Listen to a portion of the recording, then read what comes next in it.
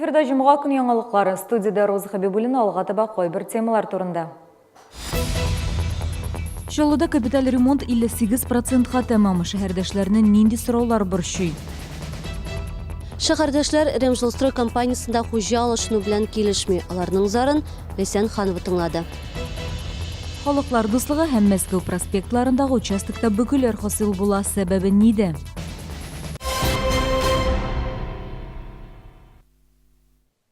Шолуда торак йортларда капиталь ремонт дәвам итә. Быел килешүләр соңрак төзелү сәбәпле төзекләндерү дә августта гына башланды. Шәһәрдә капиталь ремонт программасына 113 йорт керде. Бүген барлык эшләрдә 58%-га тәмам. Шәһәрдәшләрнең нинди сораулар борчый? Теманы Гүзәл Габдуллина дәвам итә.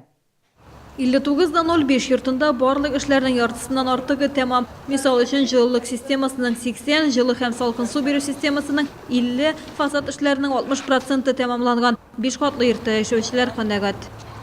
Все отлично работают, хорошо. И внутри трубы заменили они. Ребята хорошо работают. Кайберәүләр малярлардан соң һәр даим тәрәзәләрен юып тора, әмма ашыгырга кирәкми дип буяучылар. Алар бер өслекне берничә тапкыр эшкәртә. Ахырдан барлык тәрәзәләрне үзләре үк юачак. Шәһәрдәшләр өстәмә түләүле хезмәт күрсәтүчеләрдән зарлана. Белгечләр капиталь ремонт программасына кертелмәгән эшләрне бушлай башкара алмый. Әлеге мәсьәлә фильтрлар урнаштырганда күтәрелгән. Замена идет до первого оттекающего крана. А фильтры и прочие элементы, они останавливаются после крана. Поэтому в программу они не входят, замене не подлежат. Для того, чтобы счетчики не засорялись, не выходили быстро из строя, желательно эти фильтры устанавливать. Подрядчылар барлык эшләрне дә сыйфатлы итеп башкарырга тырыша. Капиталь ремонт тәмамланганнан соң фатир хуҗалары төзекләндерүне кабул итеп, документларга кул куярга тиеш. Гүзәл Габдуллина, Илдар Шайдуллин, яңалыклар. Халык фронты вәкилләре Ремжилстрой идарә итү компаниясын тикшерүне сорап республика прокуратурасына мөрәҗәгать итте. Әлеге компанияны гамәлгә куючы алышынды. Хәзер йортларга хезмәт күрсәтү белән Домком Инвест оешмасы шөгыльләнә. Шәһәрдәшләр моның белән килешми. Теманы хәбәрчебез Ләйсән Ханова дәвам итә. Вера Альмурзина инде 44 ел 18-дән 17 йортында яши. Идарә итү компаниясындагы үзгәрешләр турында әле күптән түгел ишеткән. Моның белән килешми. Лифтовда кел юалар иде. Хәзер лифтка юмиләр бит. Творниклар ойда бер тапкырсы берип чыгалар да ипшо. 17-18 комплексларда лифтларны карап торучы чаллы оешмасы белән килешүне үзеп, бу эшне Түбән Новгородтагы компанияга тапшырганнар. Шәһәрдәшләр аптырашта. Торак фонды белән идарә итү читләр кулында булырга тиеш түгел диялар. Бу эш белән үсеш өчен тырыша торган шушы җирлектә яшәүче кешеләр шөгыльләнергә тиеш. Каким образом будет организована работа с данным учредителем, сказать не можем. Но у нашей управляющей компании как не было денег, так и нет ни на что. Мы получаем практически регулярно данный ответ. Хәлне тикшерүне сорап шәһәрдәшләр халык фронтына мөрәҗәгать иткән. Сүзләренә караганда, Ремжилстройда гамәлгә куючыны халыкка әйтми алыштырганнар. Попросили, обратились опять же таки разобраться с этой ситуацией. Небольшое внутреннее расследование провели. Из средств массовой информации стало известно, что они в других регионах присутствуют, Домком Инвест. Занимаются выводом средств из регионов, прокуратура занимается в этих регионах, Нижний Новгород, Самара. Хәлгә ачыклык кертүне сорап без Ремжилстрой оешмасына мөрәҗәгать иттек. Бирдә әйтүләренчә, гамәлгә куючы алышыну гадәти хәл. Шәһәрдәшләргә борчылыр урын юк. 15 ел эчендә бу хәлнең 4нче тапкыр кабатлануы. Тик идарәгә читтән кеше кушылу 1нче тапкыр күзәтелә. Әлеге хәл белән риза булмаучылар шактый. Алар гомуми җыелышларда катнашып, үз фикерләрен белдерергә җыена. Очрашуның төп темасы башка идарә итү компаниясына күчү булачак. Ләйсән Ханова, Сергей Вильданов, Илдар Шайдуллин, яңалыклар. Халыклар дуслыгы белән Мәскәү проспекты киселешендә зур бөкеләр барлыкка килә дип зарлана автомобиль йөртүче шәһәрдәшләр. Эш шунда, әлеге участокта Йорчалы җылылык шелтәрләре оешмасы турбаларны төзекләндергән иде. Белгечләр үз эшен тәмамлады, әмма казылган урында һаман асфальт җәелмәгән. Юлны кайчан тәртипкә китерерләр, хәбәрчебез ачыклады. Халыклар дуслыгы белән Мәскәү проспектлары киселешендә автомобильләргә узарга җайсыз. Эшкә барганда һәм кайтканда аеруча машиналар күп була ди шәһәрдәшләр.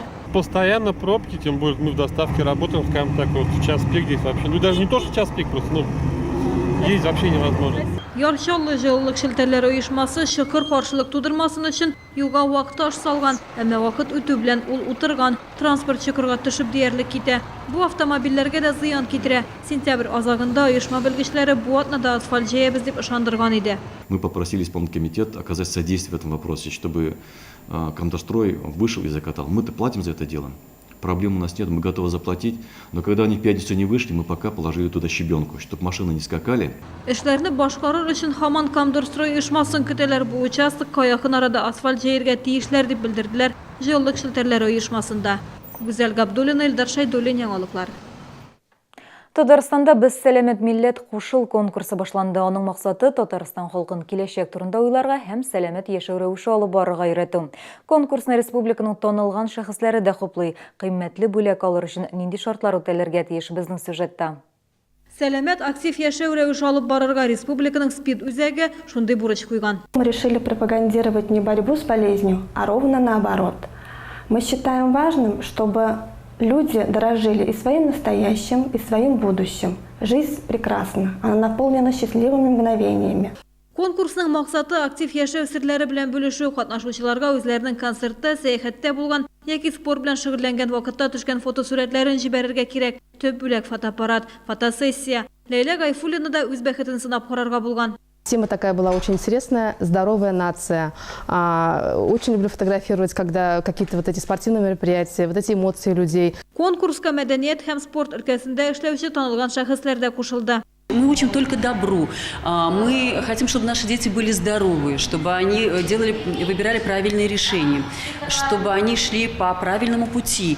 И когда и общественность еще способствует этому, конечно, это очень важно. Эшләр 26 ноябрьгә кадәр кабул ителә, нәтиҗәләр 3 декабрьдә ясалачак. Тулырак мәгълүмат konkurs.infospeed.ru сайтында. 5 октябрьдә бөтен дөнья укытучылар көне. Чаллының белем бирү учреждениеләрендә 9000 артык мөгаллим көч куя. Бүген бәйрәм көне уңаеннан барлык мәктәпләрдә концертлар узды. Чаллы укытучылары елдан-ел уңышларга ирешә һәм республика күләмендә яхшы нәтиҗәләр күрсәтә. Мөгаллимнәрне шәһәрдәшләр котлый. Құтлыйбыз, бүтінісіне сәләмәтлік, саулық, байлық, тазалық. Hayırlı ömürler, bәхетләр, шатлыклар bütün укытучыларыма сәламәтлек телим. Хәзер рекламалы мәгълүмат: ит һәм казылык эшләнмәләре, сөт продукциясе, хуҗалык товарлары, көнкүреш техникасы һәм текстиль барысында бер урында һәм кулай бәядән алып була. Светофор кибетендә товарларның киң ассортименты тәкъдим ителгән. Санап китсәң 2000 төрдән артык. Отышлы бәяләр һәм атналык акциялар берәүне дә битараф калдырмый. Кулай бәядән сыйфатлы товарлар сату Россиядә урнашкан светофор сәүдә шелтәренең төп эш юнәлеше. 2000-нән артык товар арасында һәрбер килгән кеше кирәкле һәм файдалы булганын таба ала. Светофор кибетендә товар хакы базар бәяләреннән арзанрак булуы белән аерылып тора. Биредәге түбән бәя продукциянең сыйфатына берничек тәэсир итми. Я живу за городом и раз в неделю приезжаю за покупками в магазин «Светофор». Каждый вторник, четверг сюда привозят мясо. Посмотрите на кусочки, душа радуется. А цена просто сказка. Ломоносов урамы 1А адресы буенча урнашкан кибеттә күп төрле азык-төлек сатыла. Ит һәм итле деликатеслар, казылык, сөт продукциясе, ярмалар һәм тәм-том әйберләре. Арзан бәядән хуҗалык һәм автомобиль өчен кирәк яраклар, көнкүреш техникасы, тукыма һәм башка кирәкле вак-төякне табып була. Светофордан берни алмыйча китү авыр. Я часто прихожу в магазин «Светофор». Каждую неделю здесь проходят разные акции. Одна самая популярная – это товар по рублю. Очень помогает сэкономить семейный бюджет. Мне очень нравится приходить в этот магазин «Светофор». Здесь очень низкие цены, что немаловажно для нашей семьи. Җитештерүчеләр белән турыдан-туры эшләү һәм минималь өстәлгән бәя. Бу киштәдә торган товарга кулай бәя куярга ярдәм итә. Биредә һәрбер гаилә бюджетына зыян китермичә күңеленә ятышлы товар таба ала. Кибетнең төп шигары бары отышлы бәяләр генә тәкъдим итү. Бүгенге менә мин дә барлык укытучыларны лаеклы бәйрәмнәре белән котлыйм. Сәламәтлек сезгә, сау булыгыз.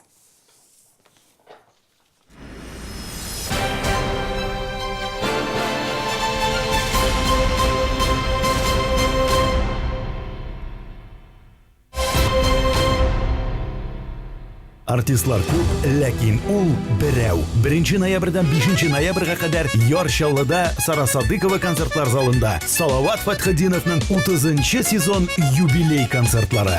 Башлана кичке сәгать 7-дә.